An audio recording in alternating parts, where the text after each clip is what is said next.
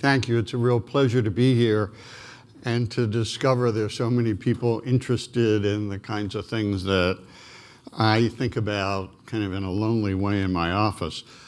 When I was an academic many years ago, I made a specialty of the structural conditions for innovation. At the time, this was a very unfashionable topic because nobody was interested in innovation, which gives you a clue as to how old I am. But as technology has made certain leaps in the last 3 decades, it became much more fashionable, and it turned out that the analysis that I had been doing had relevance both economically and politically. And here are a few of the things I learned that I think will help us understand the issues that we're looking at today. The fact is, technological advances always produce new economic value in unanticipated ways. The internet certainly is no exception. At its beginnings, the internet was a network for scientists to exchange data and programs through their computers, and its first broad applications several decades later, beginning with email, were more efficient ways for people and companies to do what they were already doing. Even so, that forced people and companies to change how they operated, just as electrification and computerization had done. So while the application of internet systems to, for example, supply chains looked at first much like another stage of just-in-time inventory control, over time the network connections by companies with their suppliers changed how both sides operated in much more far-reaching ways than just-in-time had done. Other factors are important as well. Our culture and financial system generally support entrepreneurial innovation. Healthy market competition forces established companies to adopt efficient and effective innovations that are usually introduced by young entrepreneurial companies, or established companies can resist them and they decline. Remember the young Amazon and Borders. It also matters whether laws and regulations impede or promote the development and spread of innovations like the internet. In the 1990s, I was the Undersecretary of Commerce for Economic Affairs, and part of that job was representing the Commerce Department on White House economic task forces. I had been Bill Clinton's principal economic advisor in the '92 campaign, so that was why Commerce wanted me in those task forces. Thought it would give him an edge. In one of them, we debated about regulating the young internet. And President Clinton agreed with those of us who argued to let the internet develop organically before we decided how to regulate it. Consider how the internet works today in China, and thank President Clinton for that decision. So with conditions conducive for the internet's development and spread, its applications proliferated and changed both business processes and the way people communicate. Then a second generation of innovators figured out how to use the internet not just to improve the efficiency of what we're already doing, but to create entirely new economic activities. That's the second stage of innovation. And so now we have Facebook, Google, Instagram, YouTube, and many, many more, which are not more efficient ways of doing things that we had done before, but new things.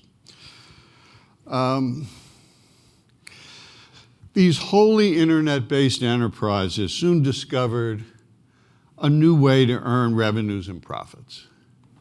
Instead of charging customers to use their services, kind of a conventional business model, Facebook and Google realized that people use social media and search engines in ways that reveal extraordinary amounts of personal information, way beyond simple access to people's emails and text messages.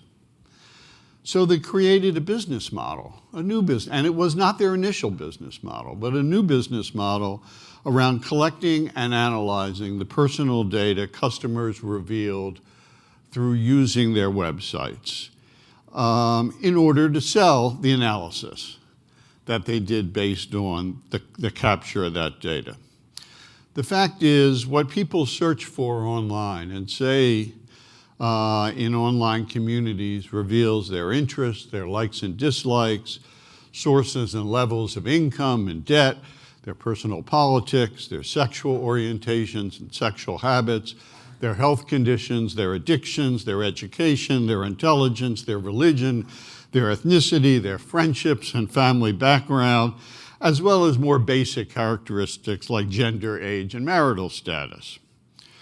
What people don't reveal directly through these interactions can be and is now inferred with remarkable accuracy by sophisticated algorithms and hundreds of millions of comprehensive profiles so created are rented or sold to advertisers for billions of dollars and to anyone else who will pay for it or who can hack the systems.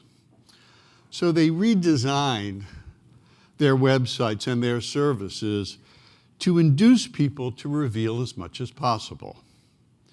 Where do you think Facebook's like button came from? Or why Google focuses on rolling out so many ancillary services? In so doing, they invented a new business model that's being gradually developed by most companies with websites. Think of it as business model 3.0. 1.0 is the traditional approach of purchasing the inputs and labor to produce a good or service and charge people to buy or use it. Broadcasting is an example of model 2. Produce or purchase a product, here radio or television shows, which the networks had to purchase or produce themselves, and offer its use for free while charging other companies for the right to advertise their products or services to anyone listening or watching. Now we have model 3.0. Design a free service that when people use it, they reveal personal private information about themselves, use those free personal data as inputs for marketing analysis on your users, and charge advertisers or anyone else to use that analysis to reach any selected groups. Business model 3.0 differs from 2.0 in two critical ways. First, while broadcasters have to purchase or produce every new piece of content, the services provided by internet platforms have virtually zero marginal costs. Equally important, the inputs for Model 2.0 have significant costs, while the inputs that these internet services depend on are virtually free. Along with the Federal Reserve, the only other example I can come up with, these internet companies are the only entities in the economy whose essential inputs don't cost them anything. Imagine if this model could be applied to manufacturing, and General Motors didn't have to pay for the steel, rubber, and glass it uses to make a Chevy Suburban or a Corvette. Imagine what their profits would look like. Credit bureaus and others have collected personal data for lots of years, usually to help guide loan and employment decisions. But those data collections were limited to public records and voluntary communications. Facebook and Google were the first to realize the great potential value of collecting data on millions of personal private interactions. Again, what people like and dislike, who they communicate with, what they communicate about, what they're interested in buying or just looking at, and ultimately their pleasures and their agonies. and then matching it up with hundreds of demographic, socioeconomic, and cultural factors that describe each of us. So their services are now designed and managed deliberately to get us to reveal more information for their algorithms to interpret. Single service doesn't hack it. So Google integrates personal information on everyone using not only its search engine, but also YouTube and Gmail and Google Maps and Google Bookmark, Google Calendar, the Chrome browser, and more than 100 other free Google services such as Google Marketplace, Google Help Communities, Google Photos, Google Play, Movies and TV, and Google Shopping.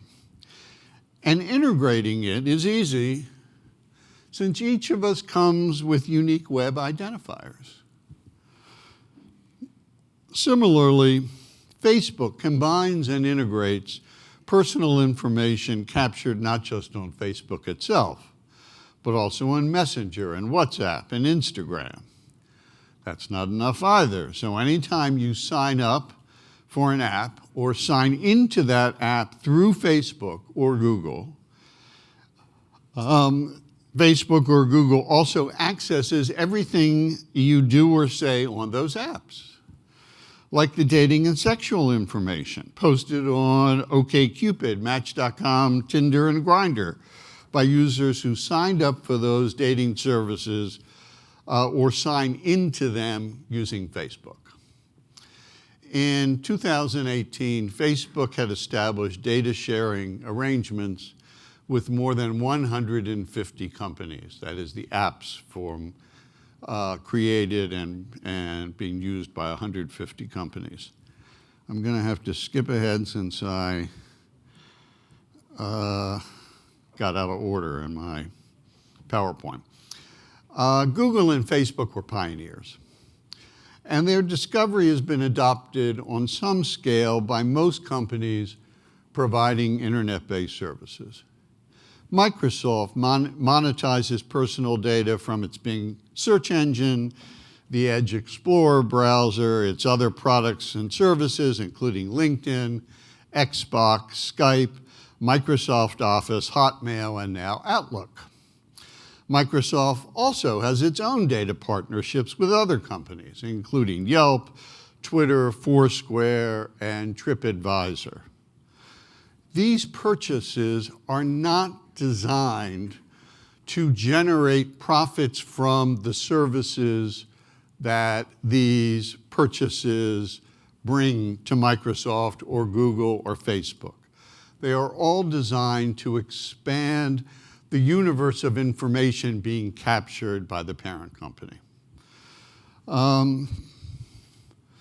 See if I can do this. Yes. Then there's Verizon Media, the successor to Verizon's Oath division, which it created for its purchases of Yahoo and AOL. Verizon Media builds detailed personal profiles on all of the customers for its internet services from their browser histories, including AOL, Yahoo, and Tumblr, as well as its mobile search engine, Gemini. So it captures everything you say on your smartphone using Verizon's mobile service, and everything you do on every smartphone app you use using Verizon service. The other major ISPs, AT&T and Comcast, have so far invested less in their information infrastructure for digital advertising than Verizon. Verizon is kind of the pioneer on that, just like Google and Facebook were pioneers, but give AT&T and Comcast some time. Amazon is a latecomer to monetizing big personal data.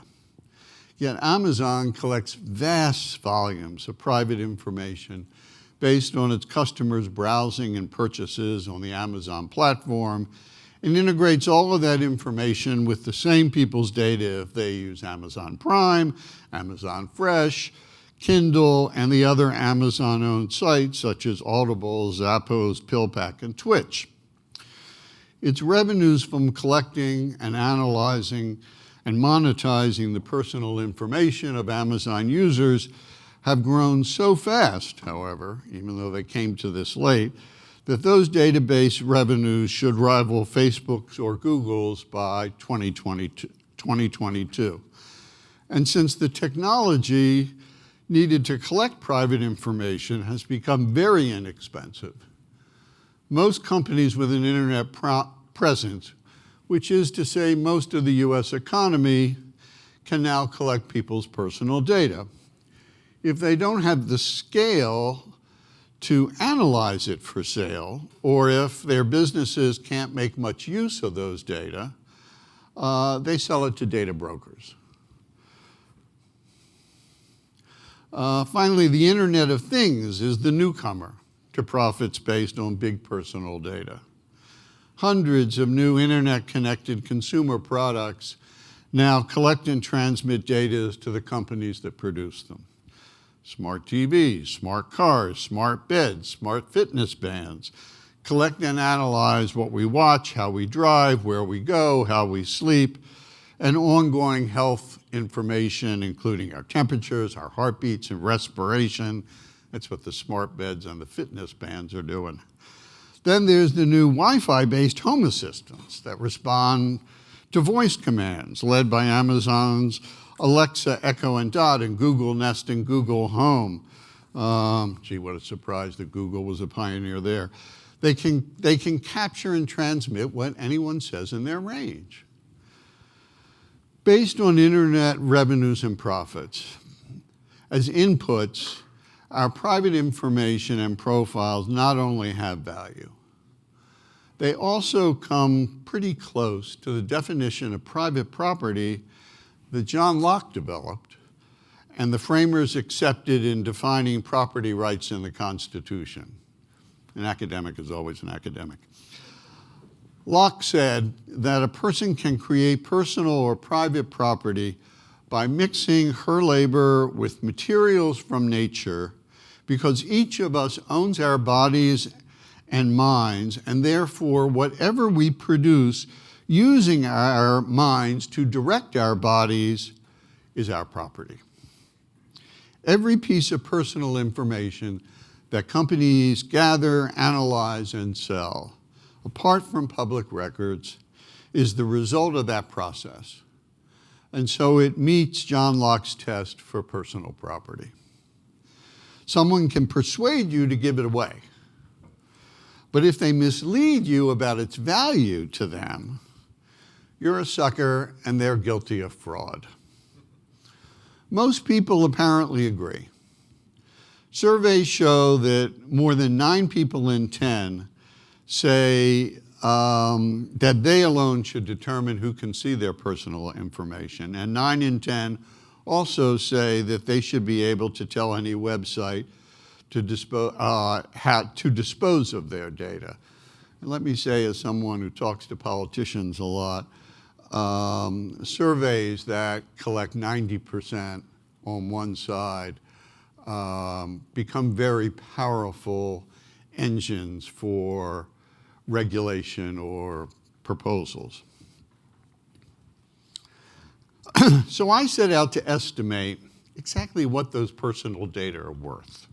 I am an economist, after all. First, to 40 major platforms, including Facebook, Google, Verizon, and Microsoft, also 9 leading data brokers and 2 major credit card companies. You didn't think the credit card companies were not in on this too. Based on that, I also estimated the value of those data to the people and families they describe.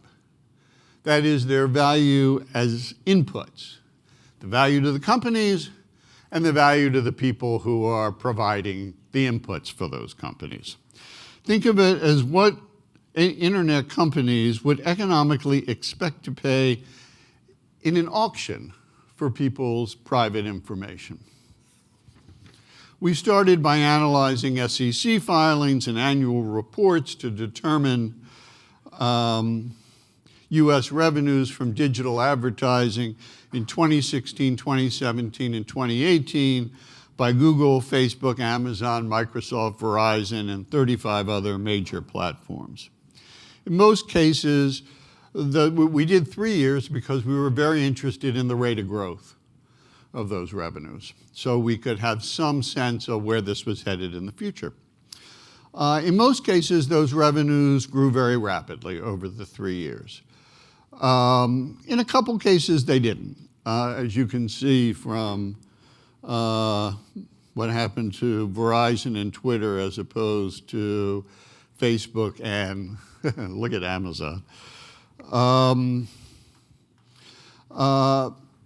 By 2018, these platforms earned $111 billion from US advertisers targeting American consumers. This is exclusively the US market for this. We did not do the global market. We were interested because I advise public officials, and their concern is what's happening to Americans. So this is just US advertisers targeting, or the US subsidiaries of foreign companies, but only targeting American consumers.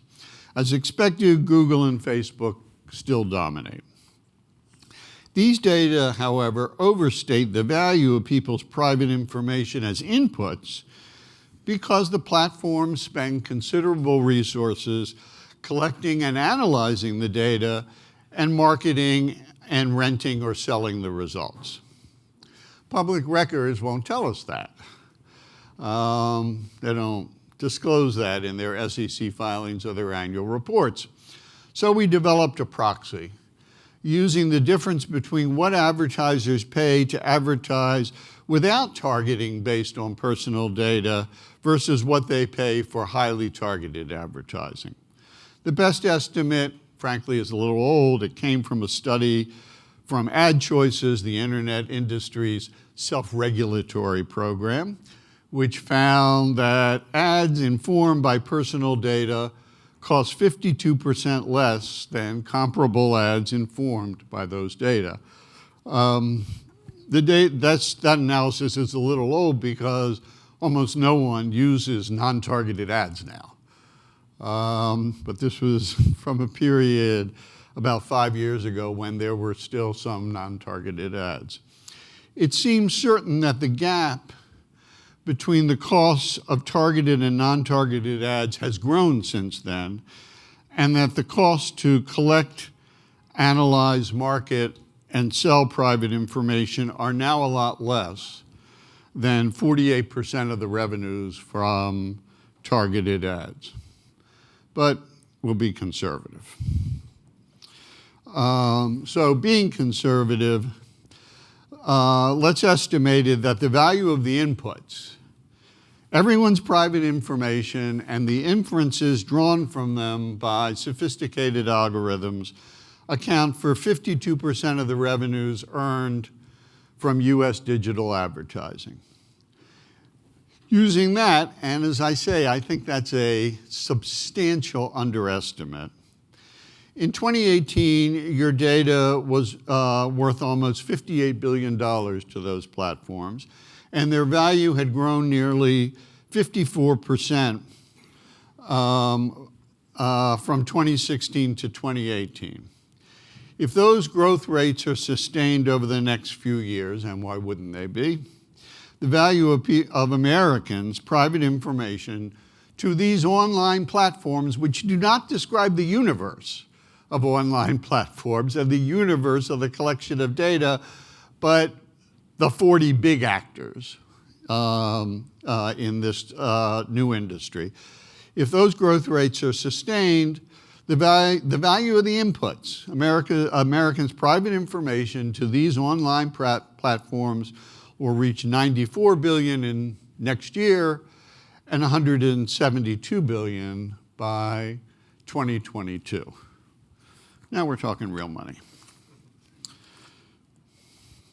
A similar analysis of the 9 major data broker credit bureaus and 2 major credit card companies found that the private data they collect and analyze and sell was worth about $25 billion to them in 2018, and our personal inputs were worth a little under $17 billion to them. By 2020, that is the inputs that they don't pay for. That's the value that they are not paid for. An amazing business model. By 2020, the total value will reach almost $29 billion to them, and our inputs will be worth almost $20 billion. By 2022, the data brokers and two major credit card companies, the values will reach over $34 billion for the targeted ads, and the inputs will be worth $23 billion. That is the inputs they're not paying for. All told, the 40 major platforms, 9 leading data brokers, and 2 leading credit card companies took in revenues derived from your personal data totaling almost $136 billion in 2018. And based on their growth rates, those revenues will reach $201 billion next year and $352 billion in 2022. Since our personal data are worth, at the very least, 52% of those revenues, their value was over $66 billion last year, and I expect it to reach $104 billion next year and $183 billion by 2022.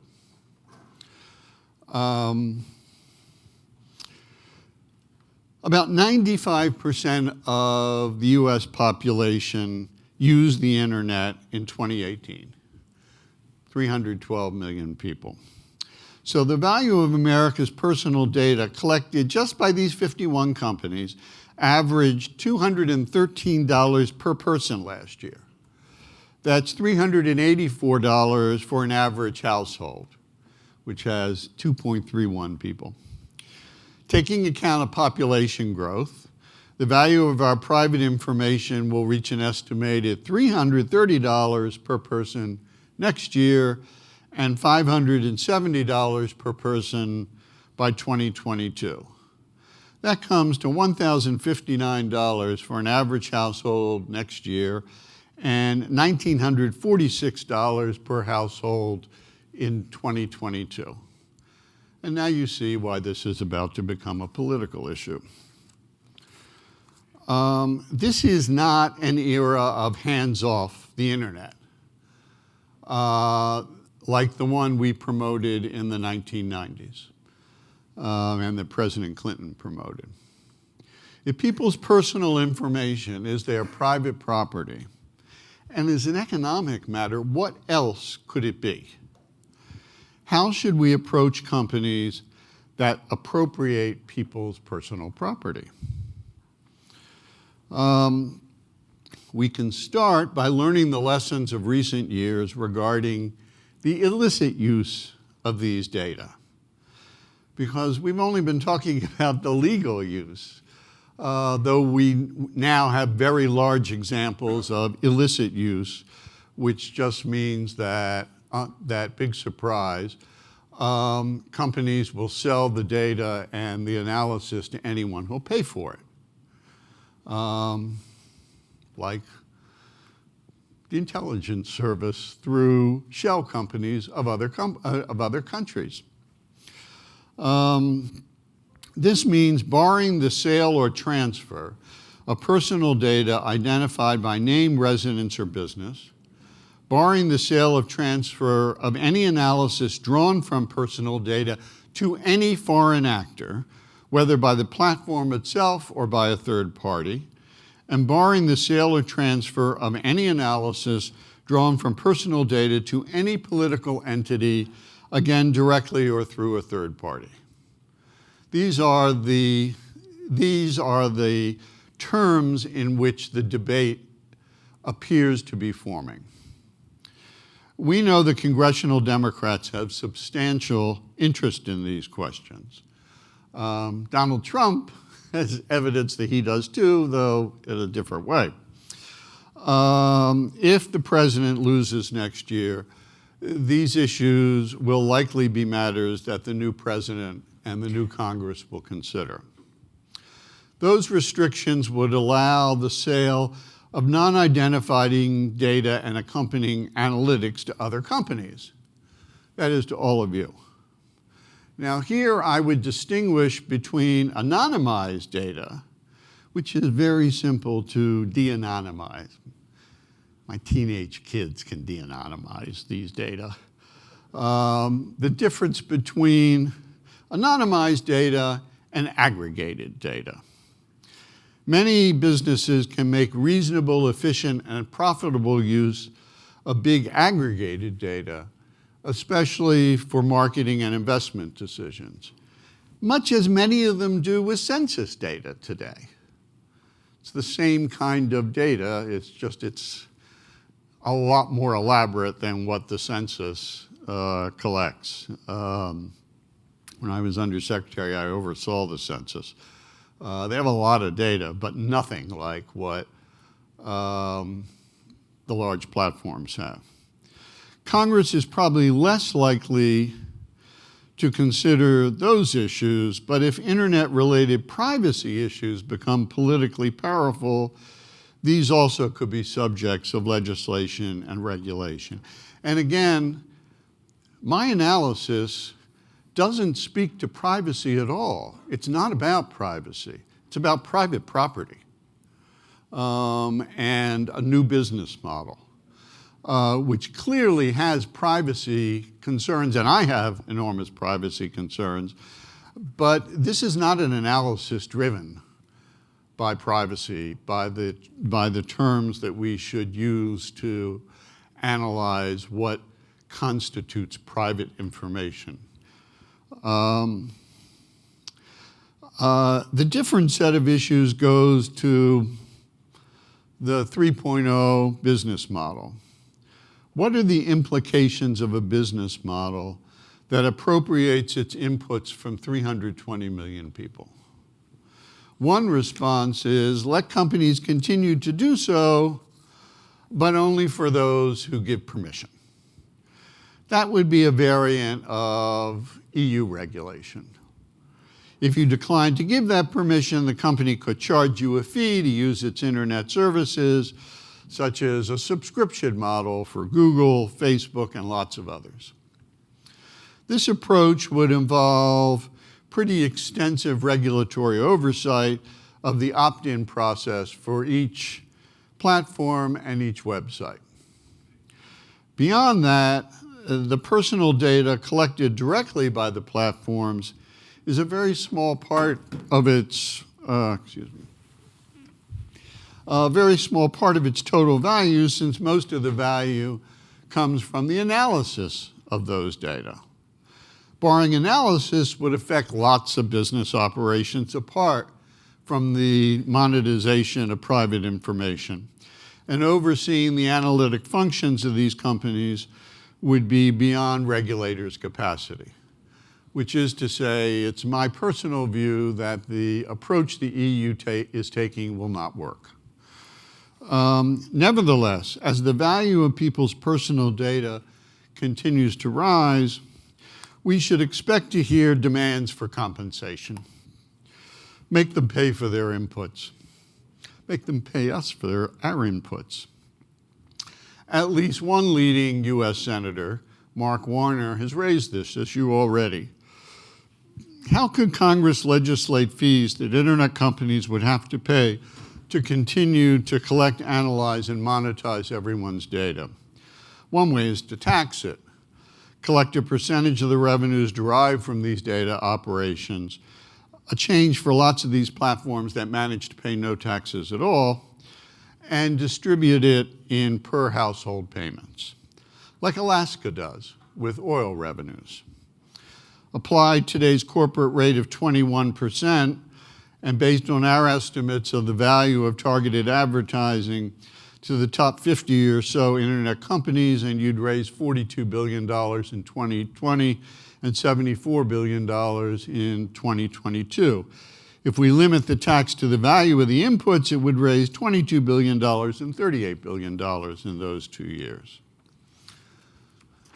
Whatever happens, count on this.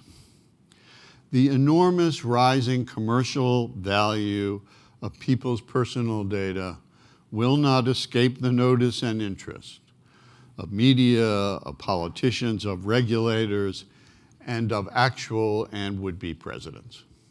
Thank you very much.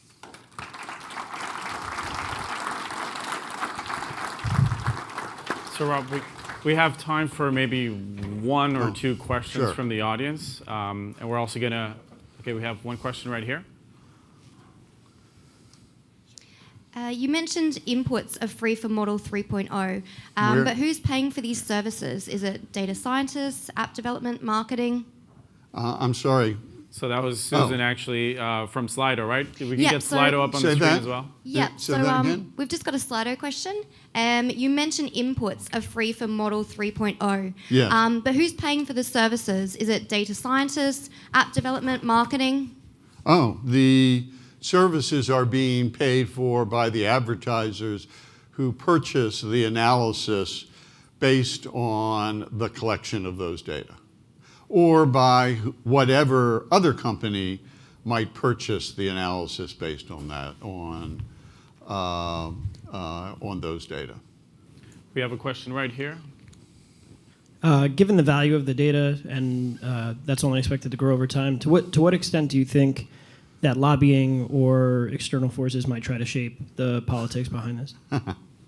Well, it always tries to shape the outcome, and lobbying will shape it. However, one of the lessons of politics is you can never mobilize only one side of an issue. The mobilization of one side will always mobilize the other side. We see that in what's happened with the Democrats in response to the mobilization that President Trump achieved at a time when the Democrats didn't realize that he was doing it. And so what we will see is the mobilization of companies lobbying to minimize or eliminate any regulation or tax burden, and the mobilization of parts of the public to oppose that. One of the reasons we've seen very little political action around this is that this is the first analysis that has been done of the value of the inputs. People have no understanding yet of how much their personal data is worth to these companies. Nor do they have any understanding yet of the extent of the personal data. You know, my research assistant is a millennial, and you can download all the files on Facebook and Google. You can't download the analysis, but you can download the raw files. And so I had him download the files. And in both cases, the amount of information that had been collected on him would have filled several million word pages. Now, I'm an older boomer, and we did it for me, and even for me, it would have filled several 100,000 word pages. So that's a sense of the extent of the information. The public does not have any understanding of this. If this becomes a live political issue, which it may or may not, but politics is strange, I would expect that there will be very strong attempts to mobilize constituencies based on both the value and even more the privacy issues, which people appear to be more sensitive to. We're going to take one last quick question over here. Great. Thank you, Armando.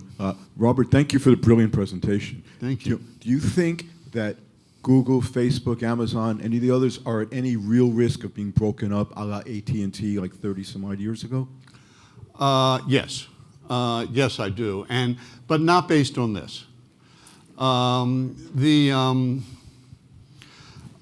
fact is that the government does not like incredibly powerful companies that impinge on lots of other companies. In the mid-90s, before I went into government, I was an advisor to Microsoft. And I said to them, look, you guys need to be prepared. You are too big, you're too powerful, there are too many stories of the way that you are impeding the operations of other companies. The government is going to stop you. And they said, you don't understand the world. Washington doesn't matter. The only thing that matters is Redmond. The result was that Microsoft missed the internet. Literally, that was the result. The leadership was so consumed with the antitrust action that they missed the internet. And their earnings were essentially flat for 15 years as a result. The same thing, I can't guarantee it, but I would be very surprised. And we've seen some of the extent of the internet services that are owned and controlled by these two leading companies. I would be very surprised if there isn't very serious actions taken against both of them. This is Raven Pack.